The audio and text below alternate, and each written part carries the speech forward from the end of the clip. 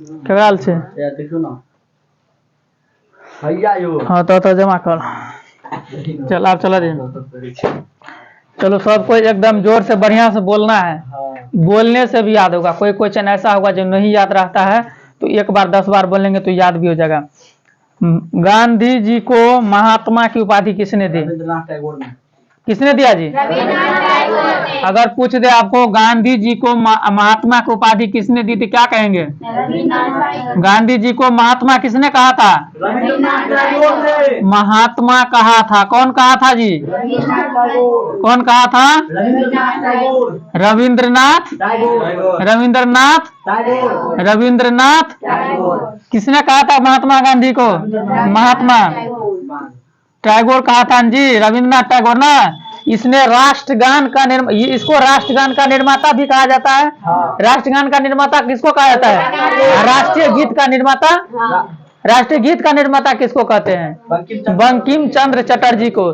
बंकिम चंद्र चटर्जी को राष्ट्रीय गीत का निर्माता कहा जाता है। और राष्ट्रगान का निर्माता किसको कहा जाता है? रविंद्रनाथ टैगोर को। रविंद्रनाथ टैगोर ने महात्मा जी को गांधी जी को सर्वप्रथम किसने कहा था? महात्मा। महात्मा की उपाधि दी थी। समझ गया? आगे देखो। अब था एक बात, राष्ट्रगान कौन है? जनगण मन है कि वंदे मातरम है? जनगण मन को क्या कहता है? राष्ट्रगान। राष्ट्रगीत कौन है? वंदे मातरम। समझ गया? समझा कि नहीं समझा? चलो और बोलो आगे। गांधी जी ने सर्वप्रथम किस अंग्रेजी नीति का विरोध किया था? नस्लवाद। गांधी जी ने सर्वप्रथम नस्लवाद। नस्लवाद बोले थे ना उस रोज भी। नस्लवाद जो नीति थी उनकी, उसको विरोध किया। काले गोरे में फर्क, काले गोरे में फर्क था ना? था कि नहीं था? वही नस्लवाद है जी। ये गांधी जी ने सर्वप्रथम नस्लवाद का विरोध किया था। अंग्रेजी की पहली नीति का विरोध किया था। वो कौन सी नीति थी? नस्लवाद। कौन सी नीति थी? बंद करो उसको। कौन सी नीति थी? गांधी जी ने अंग्रेज की सर्वप्रथम किस नीति का विरोध किया था? किस नीति का विरोध किया था? चलो आगे बोलो फिर। गांधी जी ने साबरमती आश्रम की स्थापना कब की? 1916 में। 1916 में। कब किया? 1916 में। गांधी जी ने कब स्थापना की रे? 1916 में। किसकी स्थापना की? साबरमती आश्रम का। किसकी स्थापना की? और देखो 1915 में महात्मा गांधी ने दक्षिण अफ्रीका से लौटा था। 1915 में जब महात्मा गांधी दक्षिण अफ्रीका से लौटे तो 1916 में साबरमती नदी के किनारे साबरमती आश्रम का स्थापना किया। साबरमती आश्रम, अच्छा साबरमती नदी किस राज्य में है? साबरमती आश्रम कहाँ है? गुजरात में है। कहाँ है? लौट लेके 1915 में फिर चले 1916 में आश्रम का निर्माण करेला गुजरात में। और अच्छा महात्मा गांधी जो है दक्षिण अफ्रीका से कब लौटे? 1915 में। कब लौटे? महात्मा गांधी दक्षिण अफ्रीका से कब लौटे जी? महात्मा अगर पूछ दे आपको महात्मा गांधी दक्षिण अफ्रीका से कब लौटे तो क्या कहेंगे? साबरमती नदी की, साबरमती नदी किनारे जो साबरमती आश्रम था उसका स्थापना कब किया? 1916 में। और लौटे कब दक्षिण अफ्रीका से? 1915 में। अच्छा ये तुम बोलो, महात्मा गांधी ने दांडी यात्रा किस तिथि से प्रारंभ किया था? 12 मार्च 1930 को। दांडी यात्रा 12 मार्च 1930 को। कहां से था? कहां से कहां तक था? साबरमती नदी से था ना, शुरू किया था ना दांडी तक। ये कितना दिन इसको लगा जाने में? 24 दिन लगा इसको जाने में महात्मा गांधी को। दांडी यात्रा में कुल कितने दिन लगा जी? 24 दिन लगा। कितने दिन लगा? कब शुरू किया था? 12 मार्च 1930 को। कौन से? दांडी यात्रा। कौन यात्रा शुरू किया था महात्मा गांधी ने? दांडी यात्रा। कौन यात्रा? दांडी यात्रा। कब शुरू किया था महात्मा गांधी ने दांडी यात्रा? जोर से बोलो। 12 मार्च 1930। 12 मार्च 1930। कितने दिन का था ये दांडी यात्रा? नमक कानून से संबंधित है ये। समझ गया कि नहीं समझ गया? अब बोलो, गांधी जी सत्याग्रह का पहला प्रयोग कहाँ किया था? गांधी जी ने सत्याग्रह का पहला प्रयोग कहाँ किया था? गांधी जी ने सत्याग्रह का पहला प्रयोग कहाँ किया था जी? गांधी जी ने सत्याग्रह का पहला प्रयोग कहाँ किया था? कहाँ किया था? दक्षिण अफ्रीका। जोर से बोलो, कहाँ किया था रे? दक्षिण अफ्रीका में। किसका प्रयोग किया था दक्षिण अफ्रीका में? सत्याग्रह का पहला प्रयोग। किसका प्रयोग किया था दक्षिण अफ्रीका में? दांडी यात्रा कब शुरू किया था महात्मा गांधी ने? कितने दिन का था ये सत्याग्रह का पहला प्रयोग? महात्मा गांधी कहाँ किया था? अच्छा ठीक है, तुम बोलो दक्षिण अफ्रीका महात्मा गांधी गए कब थे? ऑप्शन का है कहेंगे? कब गया था महात्मा गांधी? 1893 ईस्वी में। कब गया था? कब गया था महात्मा गांधी? लौटे कब? 1915 में। गया कब था? लौटे कब? दक्षिण अफ्रीका गया था 1893 में, लौटा 1915 में। समझ गया? गांधी जी दक्षिण अफ्रीका कब गए थे? 1993 तो आर के मुंह में लड्डू छो, खड़ा करके फिर तो कबो 10 बार बजे लगो, शब्द को 10 बार कहेंगे बोलने के लिए। गांधी जी ने दक्षिण अफ्रीका कब गया था? लौटे कब? कब लौटे? ठीक है। अच्छा तुम बोलो, महात्मा गांधी ने किस पत्रिका का संपादन किया था? Young India. महात्मा गांधी ने यंग इंडिया पत्रिका का संपादन किया था। महात्मा गांधी लिखा रहेगा महात्मा गांधी, तो अगर ट्रिक लगाने के लिए, अगर सुमेले करने के लिए कहे तो यंग इंडिया में लगाना है। Young India. किसमें? Young India. महात्मा गांधी ने किस पत्रिका का संपादन किया था? किस पत्रिका का संपादन किया था महात्मा गांधी ने? किस पत्रिका का संपादन किया था? किस पत्रिका का? यंग इंडिया पत्रिका का संपादन किसने किया था?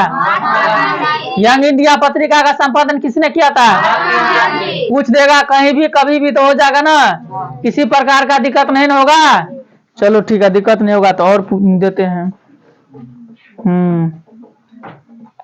अच्छा, किसके अनुरोध पर महात्मा गांधी चंपारण आए थे? राजकुमार शुक्ल। बिहार में किसानों के नेता थे। बिहार में किसान के नेता कौन थे? राजकुमार बिहार में किसके नेता थे? किसके नेता थे? किसान के नेता थे बिहार के। बिहार के किसान के नेता कौन थे? बिहार के किसान के नेता कौन थे? बिहार के किसान के नेता कौन थे? राजकुमार शुक्ल। राजकुमार शुक्ल कौन थे? राजकुमार शुक्ल थे ना। इन्हीं के प्रस्ताव पे न महात्मा गांधी सर्वप्रथम चंपारण आए थे। जब दक्षिण अफ्रीका से लौटे, साबरमती नदी का आश्रम के बाद महात्मा गांधी कहाँ चले आए? चंपारण चले आए। समझ गया ना? यहाँ पर नील की खेती अत्यधिक मात्रा में होती थी, जिससे किसानों को घाटा लगता था ना।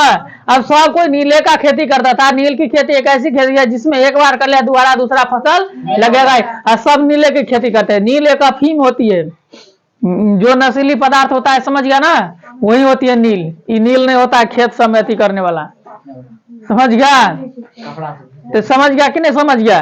तो वो उसकी खेती कर, क्योंकि अंग्रेज को उनसे ज्यादा फायदा होता था ना, अपने देश में ले जाकर बेचता था।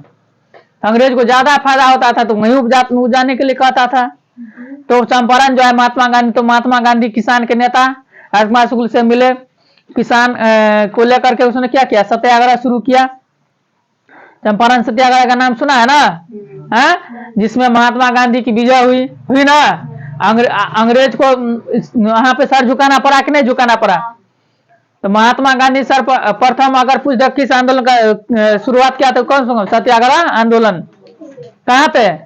जब दक्षिण अफ्रीका से लौटे, साबरमती नदी का आश्रम के बाद महात्मा गांधी चले आए चंपारण। समझा कि नहीं समझा? चलो, महात्मा गांधी के राजनीतिक गुरु कौन थे? गोपाल कृष्ण गोखले। महात्मा गांधी के राजनीतिक गुरु कौन से गुरु? राजनीतिक गुरु राजनीतिक गुरु जानता है किसको कहते हैं? जो राजनीति की शिक्षा देता है उसको कौन सा गुरु कहते हैं? राजनीतिक। तो राजनीतिक गुरु महात्मा गांधी के कौन थे? गोपाल कृष्ण गोखले। गोपाल कृष्ण गोखले कौन थे? गोपाल कृष्ण गोखले किसके गुरु थे? महात्मा गांधी के। कौन से गुरु थे? राजनीतिक गुरु। कौन से गुरु थे? हाँ ठीक है, चलो आगे तुम बोलो। महात्मा गांधी नमक कानून किस दिन भंग किया? बोलो। हाँ 6 अप्रैल 1930 को। किस दिन भंग किया रे? कौन कानून भंग किया? हाँ चलो ठीक है, तुम बोलो, अब तुम्हारा बारी है। अब नमक कानून तोड़ने के लिए गांधी जी ने कौन सा स्थान चुना? बोलो। बम्बई, सूरत, दांडी, दिल्ली? दांडी। वही नमक कानून समुद्र है गुजरात में ना।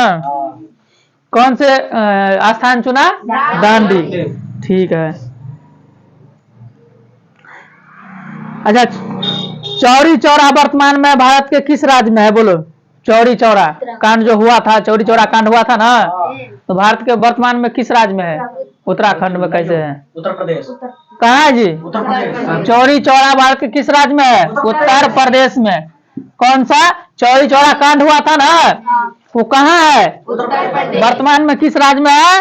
उत्तर प्रदेश में। अगर पूछ दे आपको चौरी चौरा वर्तमान में किस राज्य में है, तो क्या कहेंगे? चौरी चौरा वर्तमान में किस राज्य में है जी? कहाँ है? उत्तर प्रदेश। कहाँ है? कहाँ है? उत्तर प्रदेश। मुंह में लड्डू है, थोड़ा जोर से बोलो तो एक डिस्टेंस से फिर इसी को पूछना शुरू कर देंगे हम। चलो, जलियांवाला बाग हत्याकांड कब हुआ? बोलो। तुम बोलो, जलियांवाला बाग हत्याकांड कब हुआ? नहीं याद होगा तो पीटेंगे। जलियांवाला बाग हत्याकांड कब हुआ? बोलो कब हुआ? कब हुआ रे? 13 अप्रैल 1919 को। कहे नहीं याद करती है? कहने इतना याद था, इसको भी भूल जाती है तो कहाँ कर ली? तो उससे पूछ लियो तो बजली कहाँ? जलियांवाला बाग हत्याकांड कब हुआ? 13 अप्रैल 1919 को। 1919 को। हला नहीं करो। अच्छा, जलियांवाला बाग कहाँ है? बोलो। जलियांवाला बाग भारत के किस राज्य? अमृतसर में। पंजाब में है। पंजाब किस शहर में? अमृतसर में है ना। जलियांवाला बाग कहाँ है? अमृतसर में। अच्छा, जलियांवाला बाग हत्याकांड में गोली चलाने का आदेश किसने दिया? General Dyer. गोली चलाने का आदेश किसने दिया था? अच्छा, जलियांवाला बाग हत्याकांड हुआ कब? 13 अप्रैल 1919 को। इनसे 3 क्वेश्चन आ गया। एक पूछ देगा जलियांवाला बाग हत्याकांड कब हुआ, तो 13 अप्रैल 1919 को। दूसरा पूछ सकता है जलियांवाला बाग हत्याकांड कहाँ है, यानी जलियांवाला बाग कहाँ है, तो क्या कहेंगे? अमृतसर में। तीसरा पूछ देगा इसमें गोली चलाने का आदेश किसने दिया था, तो किसने दिया था? जनरल डायर ने। जलियांवाला बाग हत्याकांड में गोली चलाने का आदेश किसने दिया था? किसने दिया था? जनरल डायर ने। क्या चीज चलाने का आदेश दिया था? कहाँ दिया था? कितना क्वेश्चन आता है, बनबे नहीं करेगा, कैसे होगा? अच्छा, एक ऐसा नेता था जलियांवाला बाग हत्याकांड में, कैसर ए हिंद की, अरे कैसर ए हिंद की उपाधि उसको मिला था, दे रहा था लेकिन वो नहीं लिया। कौन ऐसा नेता था तो कैसर ए हिंद की उपाधि उसको दे रहा था लेकिन नहीं लिया? महात्मा गांधी। जलियांवाला बाग हत्याकांड में जो आवाज उठाया इसने, तो उसको कैसर ए हिंद की उपाधि मिला था, लेकिन उसने बोला नहीं लेंगे हम। चलो तुम बोलो। अब रॉलेट एक्ट के विरुद्ध देशव्यापी हड़ताल कब हुई? रॉलेट एक्ट के विरोध में देशव्यापी हड़ताल कब हुई? बोलो कब हुई? कहाँ याद करती है? ऐसे में कैसे काम होगा? कैसे में? स्वराज दल के अध्यक्ष कौन थे? बोलो। स्वराज दल के अध्यक्ष वो भी नहीं याद है। कौन थे? मोतीलाल नेहरू। स्वराज दल के अध्यक्ष। स्वराज दल के अध्यक्ष कौन थे? मोतीलाल नेहरू। किस दल के अध्यक्ष थे? स्वराज दल के। मोतीलाल नेहरू किसके पिता थे? पंडित जवाहरलाल नेहरू के। पंडित जवाहरलाल नेहरू कौन थे? भारत के प्रथम प्रधानमंत्री थे। भारत के प्रथम प्रधानमंत्री कौन थे? इसके पिताजी किस दल का स्थापना किया था? स्वराज दल का। स्वराज दल का स्थापना किसने किया था? मोतीलाल नेहरू। मोतीलाल नेहरू किसके पिताजी थे रे? पंडित जवाहरलाल नेहरू के। हाँ चलो, क्रांतिकारी नेता सूर्यसेन का उपनाम क्या था? बोलो। नेताजी, मास्टरदा, सरदार मुखिया। तो से याद क्या नहीं करी थी, अन्ना कहना चलतो। मास्टरदा किसका नाम था? सूर्यसेन का। सूर्यसेन का दूसरा नाम क्या था? मास्टरदा। क्या उसको कहता था? मास्टरदा। क्या कहता जाए? मास्टरदा। मास्टरदा। किसी को नेताजी कहता है। चलो ठीक है, आगे बोलो। भारतीय कम्युनिस्ट पार्टी की स्थापना किसने की? भारतीय कम्युनिस्ट पार्टी की स्थापना बोलो। एक ठो नहीं याद होता है तुमसे, कैसे होगा? काम चलेगा? बोलो, काम चलेगा ऐसे में? भारतीय कम्युनिस्ट पार्टी का स्थापना किसने किया? शिवम किसने किया रे? सत्यभक्त ने। किसने किया? सत्यभक्त ने भारतीय कम्युनिस्ट पार्टी की स्थापना किया। किसने किया? सत्यभक्त ने। पार्टी का स्थापना किसने किया? सत्यभक्त ने। किसने किया? भारतीय कम्युनिस्ट पार्टी की स्थापना किया। किसने किया? अच्छा, मपला विद्रोह कहाँ है? मपला विद्रोह बोलो। भारत के किस राज्य में है मपला विद्रोह? केरल। मपला विद्रोह कहाँ है? केरल में। कहाँ है? केरल में। अच्छा, गदर पार्टी का स्थापना कब कौन किसने किया था? लाला हरदयाल। गद्दार पार्टी का स्थापना किसने किया था? गद्दार पार्टी का स्थापना किसने किया था जी? लाला हरदयाल। किसने किया था?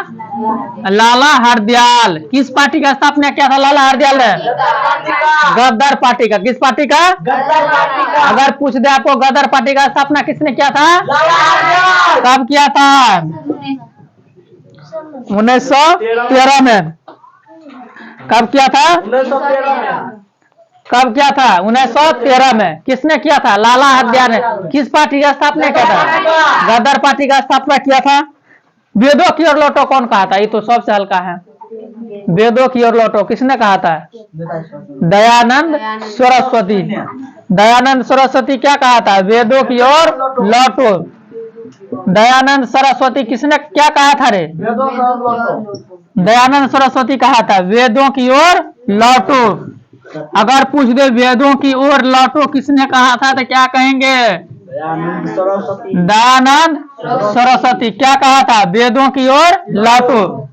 दयानंद सरस्वती ने क्या कहा था? क्या कहा था? वेदों की ओर लौटो।